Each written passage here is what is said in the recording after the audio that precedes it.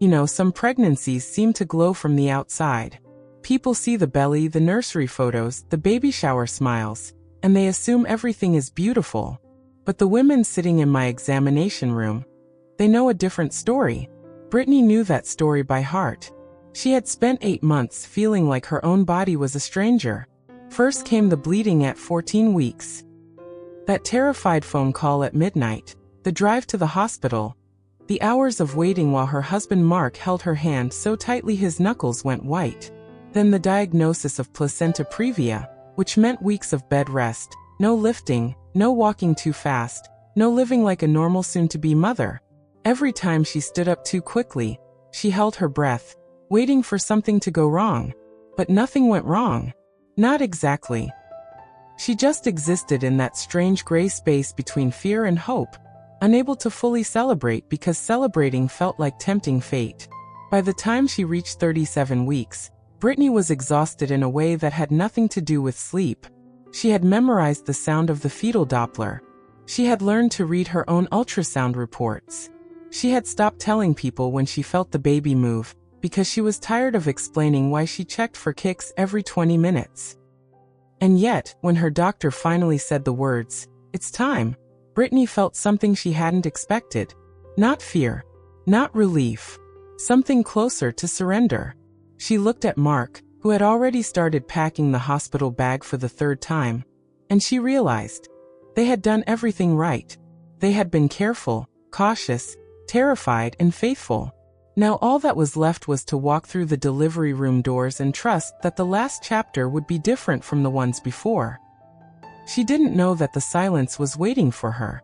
None of us did. The hospital hallway felt longer than Brittany remembered. She walked slowly, one hand on her belly, the other gripping Mark's arm like she might disappear if she let go. The lights above were too bright. The smell of antiseptic was too sharp. Every room they passed held a different story.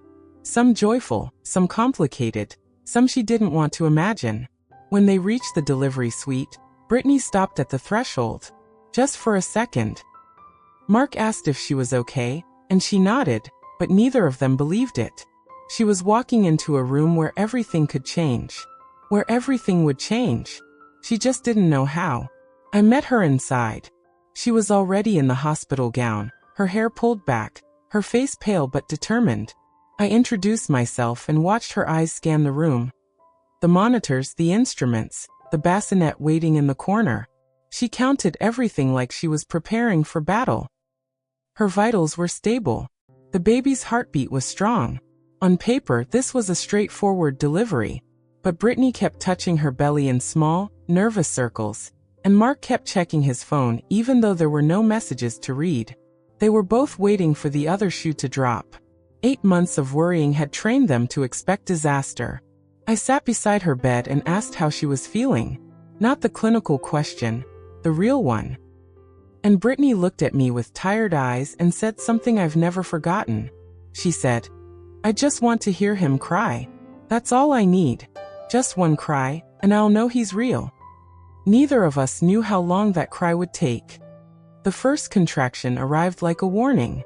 A slow, deep tightening that made Brittany close her eyes and breathe through her nose the way she had practiced in those online birthing classes.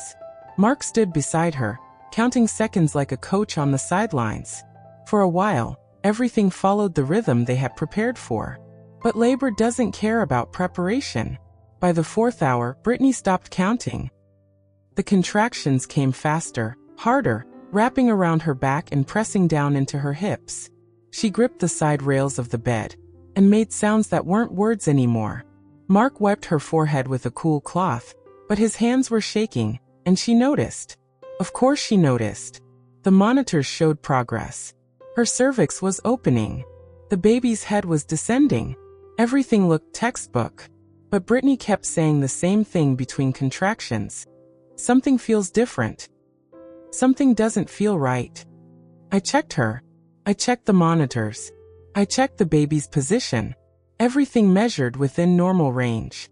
And yet there was something in her eyes, that mother's instinct that no machine can measure, that made me watch more closely than usual. She pushed when they told her to push. She rested when they told her to rest. She was doing everything right. Mark held her hand and told her she was strong, and she believed him because she needed to believe something. Then, in the middle of a contraction, the heart rate monitor changed. 1 beat, 2 beats, a deceleration that lasted too long, and recovered too slowly. The nurse saw it first. Her eyes met mine across the room. No words, just that look. And the room began to shift. The beeping changed. That's what Brittany remembered later. Not the pain, not the fear, not even the way Mark's hands suddenly tightened around hers. Just the sound of the monitor. How it had been steady and rhythmic, a reassuring drumbeat that said your baby is here, your baby is fighting, your baby is alive. And then, without warning, it became something else entirely. A slow, scattered, desperate rhythm. Like a heart trying to remember how to beat. The nurse called out the numbers. I don't remember the exact digits anymore, but I remember what they meant. The baby's heart rate had dropped. Not the small dips that happen during normal labor. A real drop. The kind that makes your own heart stop for a second while your brain races through every possible cause. I moved to the end of the bed. My hands found position. My voice stayed calm because that's what I'm trained to do. Even when everything inside me is screaming. I asked for oxygen. I asked for fluids. I asked Brittany to turn onto her left side. She obeyed instantly. But her eyes were searching mine, and I couldn't give her the answer she needed. Not yet. What's happening? Her voice was small. Terrified. Is he okay? Please tell me he's okay. Mark tried to answer, but his voice cracked. He looked at me like I held the only truth that mattered. And then the room went silent. Not quiet. Silent. The way a room becomes when everyone in it knows that one wrong word, one wrong move, could be the difference between a birth story and a tragedy. The nurses stopped chatting. The machines beeped in low, ominous tones. Even the lights seemed dimmer. Brittany looked around at all of us, at our focused faces, our moving hands, our mouths that weren't saying what she needed to hear, and she understood. Something was very, very wrong. Brittany didn't need me to explain. She didn't need the monitors or the medical terms or the quiet, urgent conversations happening at the foot of her bed. She knew. In that deep, primal place where mothers carry their children long before they ever hold them. She knew something had gone terribly wrong. Her hand flew to her belly. Not the gentle, loving touch she had used for 8 months. This was desperate. Searching. As if she could reach inside and pull her son out herself. Please, she whispered. Not to me. Not to Mark. To someone neither of us could see. Please don't take him. Not now. Not after everything. I have delivered hundreds of babies. I have held hands through stillbirths and resuscitated newborns who forgot how to breathe. I have told women the hardest words a gynecologist can say. But nothing prepares you for the sound of a mother praying in a delivery room while her baby's heartbeat fades on a monitor. The cord was compressed. That was the problem. Every time Brittany's uterus contracted, it squeezed the umbilical cord just enough to cut off oxygen. The baby was trying to descend, trying to enter the world, but his lifeline was failing him with each push. We had minutes. Maybe less. I explained it to Brittany in the simplest words I could find. No medical jargon. No soft questions. She needed to understand that we had to act now. Emergency vacuum. Possible forceps. If those didn't work, we would move to C-section before her son lost too much oxygen. She looked at me with tears streaming down her face and nodded once. Do whatever you have to do. Just save my baby. Mark was crying too. Silently. His hands pressed against the wall, like he was trying to hold the entire room together. And somewhere deep inside Brittany's body, a tiny heart kept fighting to beat. Mark had always been the fixer. When the car broke down, he found the problem. When the basement flooded, he pumped the water. When Brittany cried during those long weeks of bed rest, he brought her tea and magazines and rubbed her feet until she fell asleep. He was a husband who needed to protect. A father who needed to provide.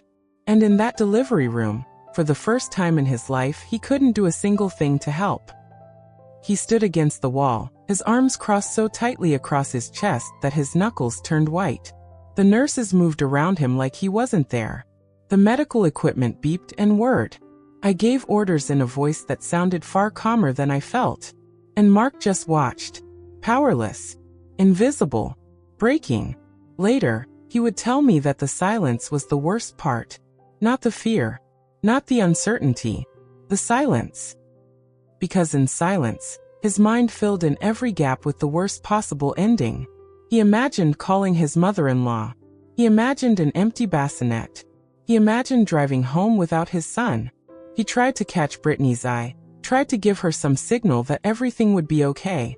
But she wasn't looking at him. She was staring at the ceiling, her lips moving in a silent prayer, her hand still pressed against her belly like she could hold her baby inside a little longer. Mark wanted to scream. He wanted to grab someone and demand answers. He wanted to trade places with his son, to take whatever was happening into his own body instead of letting that tiny heart struggle alone. But he didn't do any of those things. He just stood there, hands shaking, tears falling, feeling like the most useless man in the world. Some husbands break in that moment. Mark almost did. Time stopped behaving normally. That's the only way I can describe it.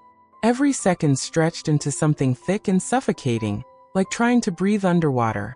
The clock on the wall ticked, but the sound seemed to come from somewhere far away, somewhere outside the small bubble of crisis we were all trapped inside. Brittany's body was exhausted. She had been pushing for what felt like hours, and her muscles were trembling with the effort. But she didn't stop. Even when I told her to rest between contractions, she kept bearing down, kept fighting, kept refusing to let go of the hope that her son would enter the world alive. The vacuum was ready. The NICU team had been called, and was standing by just outside the door. I could see their shadows through the small window, silent figures in blue scrubs, waiting for a signal that might never come. I positioned myself at the end of the bed, and placed the vacuum cup against the baby's head. One attempt. That's what I had decided. One gentle, controlled pull. If his shoulder was stuck, if the cord was wrapped too tightly, we would abandon and move straight to the operating room. Brittany screamed. Not from pain. From determination. She gathered every remaining piece of strength in her worn-out body, and pushed with a force that made Mark stumble forward from the wall. The baby moved. Just a little. Just enough. I told her to push again. She did. Her face was red, her veins standing out against her forehead. Her teeth clenched so hard I thought they might crack. And then, in the space between one heartbeat and the next, everything shifted. The monitor beeped differently. Faster. Stronger. The baby's heart rate was coming back. I didn't say anything. I couldn't. None of us could. We just moved faster, worked harder, held our breath together in that frozen minute where hope and fear occupied the exact same space.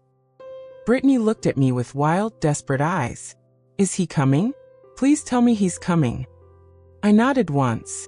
And then we heard it. There was no time to cry. That's what I remember most about those final moments. No time for relief, no time for gratitude, no time to acknowledge that the baby's heart had stabilized. Because he still wasn't breathing on his own. He still hadn't cried. And until he did, nothing was finished. The vacuum did its job. One more contraction, one more push from Brittany. A push that came from somewhere deeper than muscle, somewhere primal and desperate. And his head emerged. I quickly checked for the cord. It was wrapped once around his neck, loose enough to slip over, tight enough to explain every terrifying minute of the past hour. I unwrapped it with hands that did not shake even though my heart was pounding. Then came the shoulders. Then the rest of his small, slippery body. And he was still. Brittany knew. She lifted her head from the pillow, saw my face, saw the NICU team moving in, and she knew. Her son was here, but he wasn't here. Not yet. Please, she sobbed. Please, please, please. Mark crossed the room in 2 strides and grabbed her hand. They held on to each other like the world was ending. Maybe they thought it was. The NICU nurses took over immediately. Suction. Stimulation. Warm towels. Small firm rubs on his back. I stood back and watched, my gloves still wet, my heart in my throat, counting the seconds that felt like years. 1 second. Nothing. 3 seconds. Nothing. 5 seconds. A tiny flutter. A small, involuntary gasp. And then from that small, purple body, a sound emerged. Not a full cry. Not yet. A whimper. A protest. A declaration that this baby boy was not finished fighting. The NICU nurse looked at me. I looked at Brittany. Again, I whispered, "Come on. One more time." The baby opened his mouth. His face crumpled. And the cry finally came. That cry. I have heard thousands of newborn cries in my career. Soft ones, angry ones, confused ones, sleepy ones. But I have never heard anything like the sound that came from Brittany's baby boy in that moment. It was not just a cry. It was a release. A breaking. A flood of relief that poured out of that tiny body and filled every empty corner of that delivery room. The silence shattered like glass. Brittany's sob came at the exact same moment. Not a quiet, controlled cry. The kind she had been holding back for 8 months of fear and bed rest and uncertainty.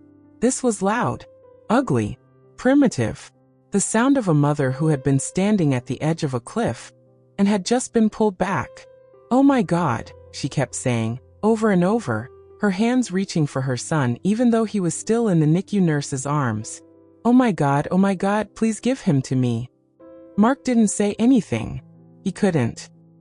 His face was buried in Brittany's shoulder, his whole body shaking with the force of tears he had been choking back for hours. He wasn't a fixer anymore. He wasn't a protector. He was just a father who had almost lost everything and couldn't find words big enough to hold what he was feeling. The NICU team finished their assessment. APGARs were low at first. Everyone in that room knew how close we had come, but they were rising. Color was returning to his cheeks. His arms and legs moved in small, jerky protests against the cold air.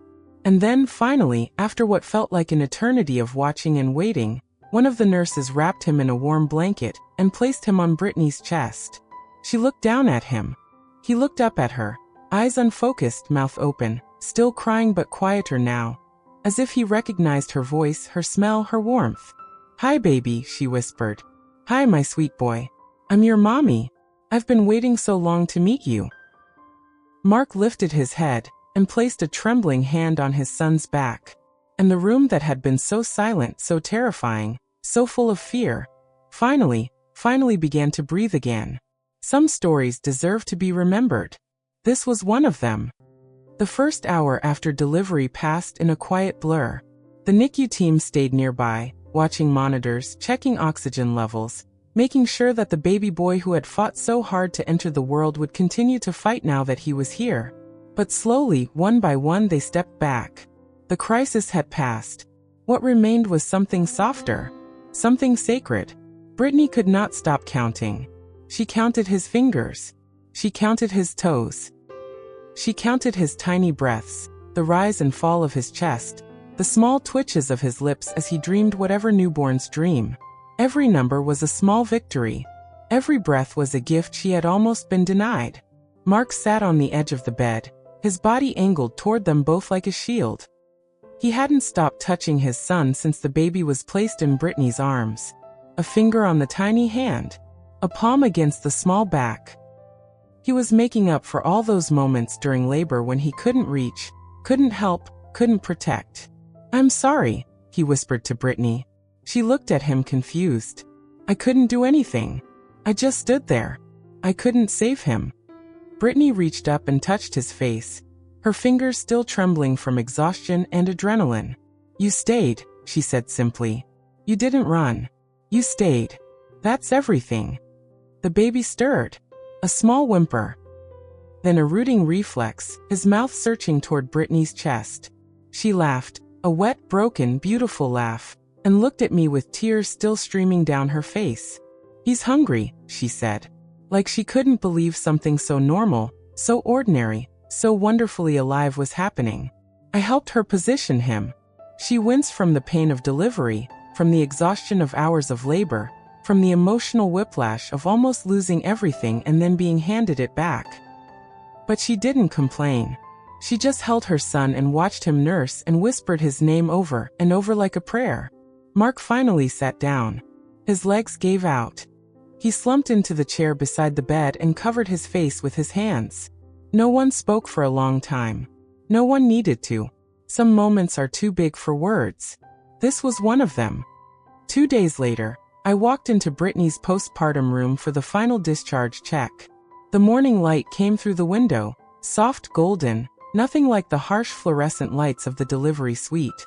Mark was asleep in the chair, his head tilted back, his hand still resting on the edge of the bassinet even in sleep.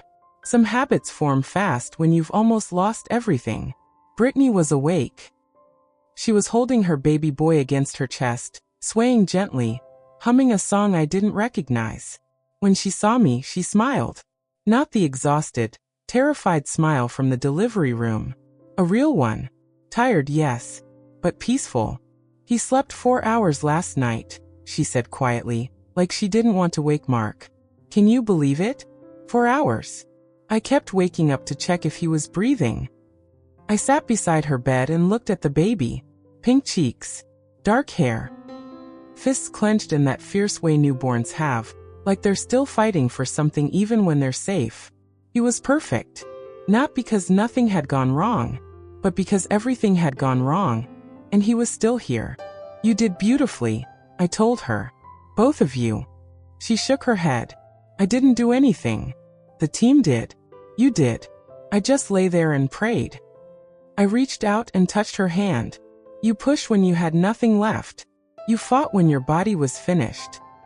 And you never stopped believing he would cry. That's not nothing, Brittany.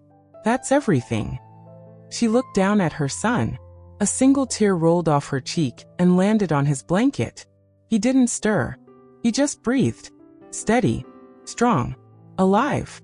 Every time I hear a baby cry now, she whispered, I'll think of this moment. Of that silence. And how it broke.